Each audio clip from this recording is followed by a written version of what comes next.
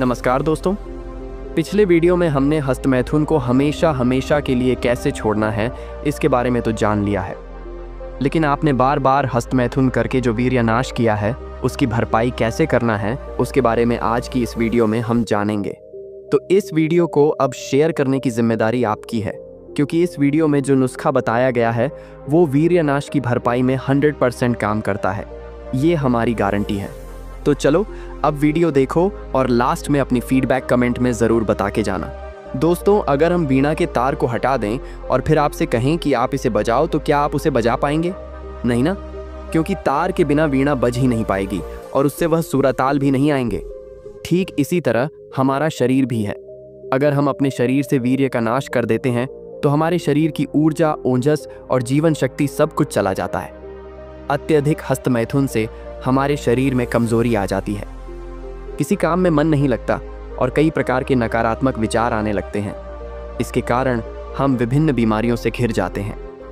लेकिन दोस्तों, आज मैं आपको इस कहानी के माध्यम से यह बताने वाला हूं कि आप वीर्यनाश की भरपाई कैसे कर सकते हैं। इस वीडियो में मैं आपको ऐसी 3 औषधियों के बारे में बताऊंगा जिनका 1 महीने तक अगर आप इस्तेमाल कर लिया तो आपके शरीर में वीर्यनाश की भरपाई तेजी से होगी। इससे न केवल आप 90% बीमारियों से मुक्त हो जाएंगे, बल्कि अधिक उम्र में भी कम उम्र के नजर आएंगे।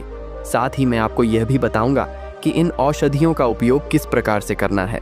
दोस्तों, यह औषधियां आपको अपने आसपास ही देखने को मिल जाएंगी। तो चलिए शुरू करते हैं आज की इस कहानी को। इससे पहले मेरा आपसे निवेदन है कि इस वीडियो को अंत तक जरूर देखें, क्योंकि अधूरा ज्ञान हमेशा बेकार होता है। नमस्कार दोस्तों, स्वागत है आपका हमारे इस YouTube चैनल में। एक समय की बात है, एक घने जंगल के बीचों बीच कुटिया बनाकर एक महान गुरु रहते थे। वे गुरु आयुर्वेद के बहुत बड़े झाता थे।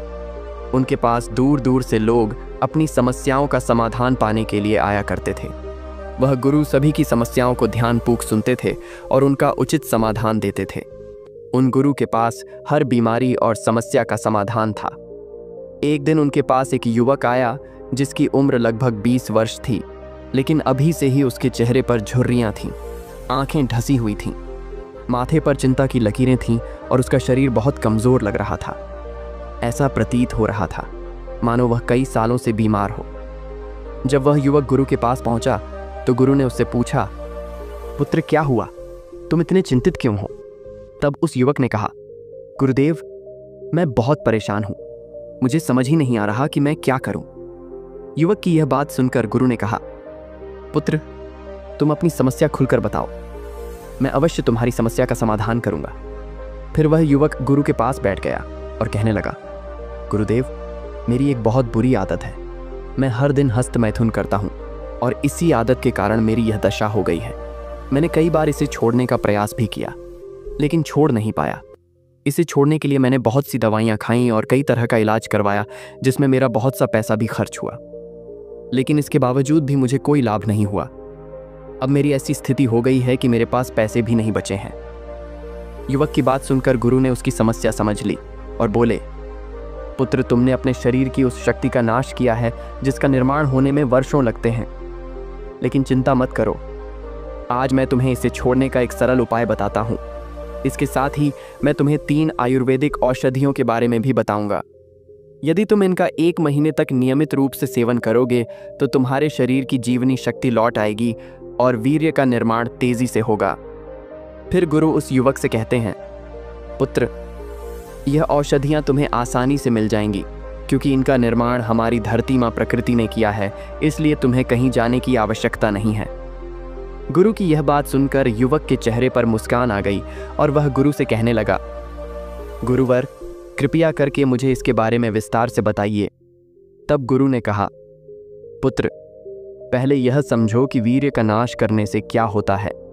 आयुर्वेद में वीर्य नाश का अर्थ है शरीर का नाश। संभोग करने या हस्तमैथुन करने के बाद जो पदार्थ निकलता है उसे वीर्य कहते हैं। हमें वीर्य को बचाना क्यों चाहिए? क्योंकि जब भी शरीर से वीर्य निकलता है तो सिर्फ शुक्राणु या अंडाणु ही नहीं, बल्कि शरीर की सबसे अधिक शक्तिशाली ऊर्जा भी निकल जाती है।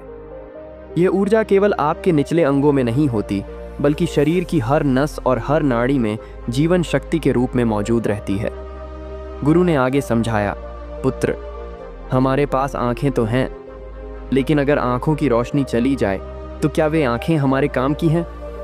क्या हम उन आंखों से संसार को देख सकते हैं? नहीं ना। इसी तरह हमारे पास कान है, लेकिन अगर उनमें सुनने की शक्ति ना रहे तो क्या वे कान हमारे काम के हैं? नहीं ना। यही स्थिति इस जीवनी शक्ति की है जिसे तुमने हस्त मैथुन करके अपने शरीर से बाहर निकाल दिया है। इसी शक्ति से हमारे शरीर के प्रत्येक कोशिका को ताकत मिलती है। इसी से हमारी स्मरण शक्ति बढ़ती है, हमारे दिमाग में अच्छे विचार आते हैं और हमारी रचनात्मक क्षमता का विकास होता है। फिर गुरु ने उस युवक से कहा, पुत्र, आयुर्वेद में 3 महत्व चरण होते हैं, योग, निद्रा और आहार। यह तीनों चरण जिस नींव पर खड़े हैं उसे ब्रह्मचर्य कहा जाता है। पुत्र, सभी लोग भवन को देखते हैं लेकिन भवन की नींव को नहीं देखते, जबकि भवन उसी नींव पर टिका होता है। अगर नींव कमजोर होगी तो भवन कुछ ही सालों में गिर जाएगा, और अगर नींव मजबूत होगी तो वह सालों साल खड़ा रहेगा। इसी प्रकार अगर जीवन में ब्रह्मचर्य नहीं है तो स्वास्थ्य का भवन आज नहीं तो कल गिर ही जाएगा। पुत्र, कुछ महीने इस जीवनी शक्ति को बचा कर रखो, फिर देखना कैसे तुम्हारे चेहरे पर तेज आएगा और तुम अपनी उम्र से कम दिखाई देने लगोगे। आयुर्वेद में बताया गया है कि जैसे किसी लकड़ी के घर को जला दिया जाए तो वह राख में बदल जाता है, उसका अस्तित्व खत्म हो जाता है। गुरु ने कहा, पुत्र, वीर्य नाश करने वाले व्यक्ति का चेहरा भी वैसे ही हो जाता है जैसे जली हुई लकड़ी की राख उसके अंदर का तेज और ओज चला जाता है, जिससे वह कम उम्र में ही वृद्ध दिखने लगता है। फिर गुरु ने समझाया, पुत्र, पूरे दिन भाग दौड़ करने के बाद भी आप उतना नहीं थकते जितना एक बार वीर्य नाश करने के बाद थक जाते हैं। ऐसा लगता है जैसे पूरे शरीर की ऊर्जा बाहर निकल गई हो। महीनों तक पौष्टिक आहार खाने के बाद हमारे शरीर में वीर्य का निर्माण होता है और आप उसे हर दिन नष्ट कर रहे हैं। हमारे शरीर में वीर्य की कोई थैली नहीं होती, जैसे पित्त की थैली होती है। इसलिए जब शरीर से बाहर निकलता है तो शरीर की हर नस और नाड़ी में तनाव उत्पन्न होता है और यह हमारे शरीर को धीरे धीरे खोखला कर देता है। गुरु ने कहा, पुत्र, हस्त मैथुन से कमर दर्द, सिर दर्द, सोचने समझने की क्षमता में कमी, याददाश्त में कमी और तनाव जैसे कई समस्याएं उत्पन्न होती हैं। इसके कारण शरीर में कई बीमारियां भी जन्म लेती हैं। फिर गुरु ने युवक को समझाते हुए कहा, पुत्र, यदि तुम इस ऊर्जा को बचाकर रखते हो तो शरीर में ऐसा जोश और स्फूर्ति रहती है कि उसे शब्दों में बताना मुश्किल है। इससे चेहरे पर तेज आता है, हर काम को दुगनी ऊर्जा के साथ कर सकते हो और स्मरण शक्ति भी अच्छी रहती है। आयुर्वेद में बताया गया है कि वीर्य का प्रयोग केवल संतान उत्पत्ति के लिए ही होना चाहिए। हालांकि वैवाहिक जीवन में यह पूरी तरह संभव नहीं है, इसलिए 15 से 20 दिनों में एक बार संभोग करना उचित है। इससे आपको ब्रह्मचर्य के लाभ मिलेंगे। लेकिन अगर तुम इस शक्ति का बार बार प्रयोग करोगे तो इसके नकारात्मक प्रभाव देखने को मिलेंगे। गुरु ने आगे कहा, यदि आप रोजाना या 2-3 दिन में हस्त मैथुन या संभोग करते हैं तो इससे आपके स्वास्थ्य पर हानिकारक प्रभाव पड़ते हैं। देखो पुत्र, आप चाहे कितना ही हस्त मैथुन कर लो, लेकिन इससे कभी तृप्ति नहीं होगी। यह एक ऐसी आदत है जिसे जितना करोगे उतना ही और करने का मन करेगा। यह एक आग है जिसमें जितना घी डालोगे वह उतनी ही भड़कती जाएगी, लेकिन अगर इस आग में घी डालना बंद कर दो तो थोड़ी देर में यह आग शांत हो जाएगी। गुरुजी ने आगे बताया, हस्त मैथुन छोड़ने के बाद कुछ दिन तो अंदर बेचैनी रहेगी, परंतु यदि तुम खुद को रोक लोगे तो यह धीरे धीरे समाप्त हो जाएगी। शुरुआत में मन को संकल्प करना होगा, लेकिन बाद में यह तुम्हारे लिए आसान हो जाएगा। इसीलिए जब भी तुम्हारे मन में हस्त मैथुन करने का विचार आए तो कोई अन्य कार्य में ध्यान लगाओ ताकि मन विचलित हो जाए और इस आदत से दूर रह सको। गुरु ने कहा, देखो पुत्र, जब बच्चा छोटा होता है तो वह अपनी मर्जी से कुछ नहीं करता। उसके पिता उसे जो कहते हैं वही वह करता है, क्योंकि पिता को पता होता है कि कौन सी चीज़ उसके लिए सही है और कौन सी गलत। ठीक इसी तरह आपका मन भी एक बच्चे की तरह होता है जो जिद करता है, लेकिन उसकी डोर आपके हाथ में होती है। अब आप उसकी जिद पूरी करेंगे या नहीं, यह आप पर निर्भर है। अगर आप उसकी जिद को अनसुना कर देंगे तो कुछ समय बाद वह जिद करना छोड़ देगा। इसलिए आपको अपने मन की हर बात नहीं सुननी चाहिए, बल्कि मन को अपनी बात सुनानी चाहिए। फिर गुरु ने युवक से कहा, पुत्र, हमेशा खुद को व्यस्त रखो, क्योंकि जो लोग व्यस्त रहते हैं उन्हें इन चीज़ों के लिए समय नहीं मिलता और वे ऐसी आदतों से दूर रहते हैं। इसके अलावा जो चीज़ें आपको विचलित करती हैं उनसे दूरी बनाकर रखो। जिस तरह की चीज़ आप देखते और सुनते हैं उसी तरह के विचार आपके मन में आते हैं। अगर आप साफ पानी में तैरे तो स्वच्छ रहकर निकलेंगे, लेकिन कीचड़ भरे पानी में तैर तो गंदगी लेकर ही लौटेंगे। फिर स्वच्छता की उम्मीद नहीं की जा सकती। इसके बाद गुरु ने युवक से कहा, पुत्र, अब मैं तुम्हें वीर्यनाश की भरपाई कैसे करनी है इसके बारे में बताता हूँ। देखो पुत्र, अगर घड़े को भरना हो और उसके नीचे छेद हो तो चाहे आप कितना भी पानी डाल लो वह नहीं भरेगा नहीं, क्योंकि वह पानी उस छेद से बाहर निकल जाएगा। इसी तरह वीर्यनाश की भरपाई के लिए सबसे पहले इस छेद को बंद करना होगा, यानी वीर्यनाश को रोकना होगा। गुरु ने कहा, पुत्र, इसके बाद आपको फल और औषधियों का सेवन करना है। खाने में जितना हो सके उतना पौष्टिक भोजन करो, क्योंकि जितना पौष्टिक आहार लेंगे उतना ही जल्दी और गाढ़ा वीर्य बनेगा। सभी प्राकृतिक मीठी चीज़ें वीर्य बढ़ाने में सबसे ज़्यादा असरदार होती हैं, जैसे पका हुआ केला, खजूर, आम और चीकू। इसके अलावा दूध से बने पदार्थों जैसे दूध, दही, पनीर, मक्खन और खोया का सेवन भी जल्दी वीर्य बढ़ाने में सहायक होता है। गाजर का हलवा, खीर, खोए की बर्फी और काली उड़द की दाल भी बेहद फायदेमंद है। सब्जियों में भिंडी, अरबी, कटहल और शकरकंदी का सेवन भी वीर्य को जल्दी बढ़ाता है। फिर गुरु ने कहा, पुत्र, आयुर्वेद में वीर्यवर्धक औषधियों का भंडार है, लेकिन इनमें से 3 औषधियां अत्यंत महत्वपूर्ण हैं जिन्हें महिला और पुरुष दोनों ले सकते हैं। इन तीनों औषधियों में पहली औषधि बहुत पावरफुल है, दूसरी उससे भी ज़्यादा पावरफुल है और तीसरी सबसे अधिक पावरफुल है। इसके बाद गुरु ने युवक से कहा, पुत्र, अब मैं तुम्हें इन तीनों औषधियों के बारे में विस्तार से बताता हूँ। सबसे पहली औषधि है अश्वगंधा और शतावरी। यह वीर्य की भरपाई में अत्यंत सहायक होती है। अश्वगंधा एक प्रभावशाली आयुर्वेदिक औषधि है जिसका उपयोग ढेरों बीमारियों को दूर करने और स्वास्थ्य को बेहतर बनाने के लिए किया जाता है। इसमें antioxidant, anti inflammatory, anti stress और एंटी बैक्टीरियल गुण होते हैं जो शरीर को कई तरह से लाभ पहुंचाते हैं।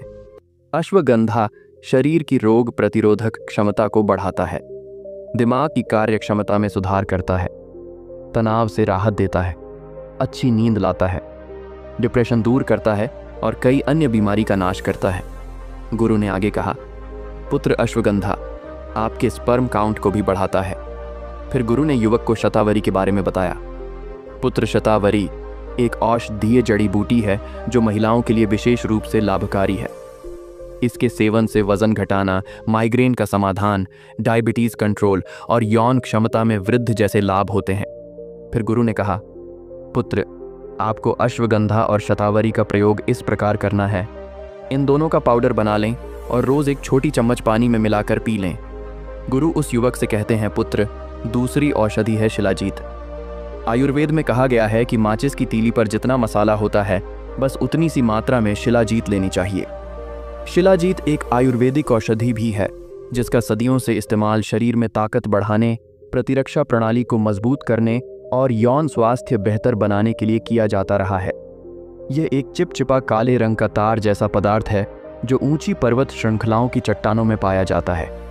शिलाजीत टेस्टोस्टेरोन को बढ़ाता है, दिमाग की क्षमता को बढ़ाता है और स्पर्म काउंट में वृद्धि करता है। फिर गुरु कहते हैं, पुत्र, तीसरी औषधि में अश्वगंधा, शतावरी, सफ़ेद मूसली और कोच के बीज शामिल है। इन चारों का मिश्रण तैयार करना है। इन सभी को बराबर मात्रा में लेना है, जैसे 50 ग्राम अश्वगंधा, 50 ग्राम शतावरी, 50 ग्राम सफ़ेद मूसली और 50 ग्राम कोच के बीज। फिर इसमें 200 ग्राम धागे वाली मिश्री का पाउडर मिलाकर अच्छी तरह से मिक्स कर लेना है। इस मिश्रण का 1 चम्मच रोजाना सोने से आधे घंटे या 1 घंटे पहले हल्के गुनगुने दूध के साथ लेना है। यदि आप दूध का सेवन नहीं करते हैं तो इसे पानी के साथ भी ले सकते हैं। गुरु युवक को समझाते हैं, पुत्र, इन तीनों चीज़ों को एक साथ कभी नहीं लेना। जैसे 1 महीने अश्वगंधा और शतावरी लें, फिर अगले महीने में शिलाजीत का सेवन करें और उसके अगले महीने में अश्वगंधा, शतावरी, सफ़ेद मूसली और कोच के बीज का मिश्रण लें। अंत में गुरु कहते हैं, पुत्र, अगर तुम इन बातों का ध्यान रखोगे और नियमित रूप से इन औषधियों का प्रयोग करोगे तो 3 महीनों के भीतर तुम्हारी सभी समस्याएं समाप्त हो जाएंगी। तुम्हारा चेहरा चमकने लगेगा और तुम्हारा शरीर रोगों से मुक्त हो जाएगा। गुरु की बातें सुनकर युवक ने उन्हें धन्यवाद दिया और अपने घर लौट गया। इसके बाद गुरु भी वापस बस अपने ध्यान में मग्न हो गए। जो लोग वीर्यनाश की भरपाई करना चाहते हैं वे लोग कमेंट बॉक्स में यस जरूर लिखें। और अगर अभी तक आपने इस ब्रह्मचर्य 30 डेज चैलेंज की वीडियो को नहीं देखा है तो इसे ज़रूर देखें, क्योंकि हमने इस वीडियो में संपूर्ण स्ट्रेटजी बताई है कि ब्रह्मचर्य 30 डेज चैलेंज को कैसे पूरा करना है। ये वीडियो आपको हस्तमैथुन के दलदल से निकालकर आपकी ज़िंदगी बदल देगी। इसका लिंक आपको इस वीडियो के डिस्क्रिप्शन में मिल जाएगा और एंड स्क्रीन में भी मिल जाएगा। तो दोस्तों, उम्मीद करते हैं कि आपको इस वीडियो से ज़रूर बहुत कुछ सीखने को मिला होगा। तो इसे लाइक करें, शेयर करें और चैनल पर नए हैं तो हमारे चैनल को सब्सक्राइब करें ताकि आप ऐसी ही और भी उपयोगी जानकारी प्राप्त कर सकें। और कमेंट बॉक्स में जय श्री राम लिखना बिल्कुल भी ना भूलें। और वीडियो के अंत तक बने रहने के लिए आपका बहुत बहुत धन्यवाद।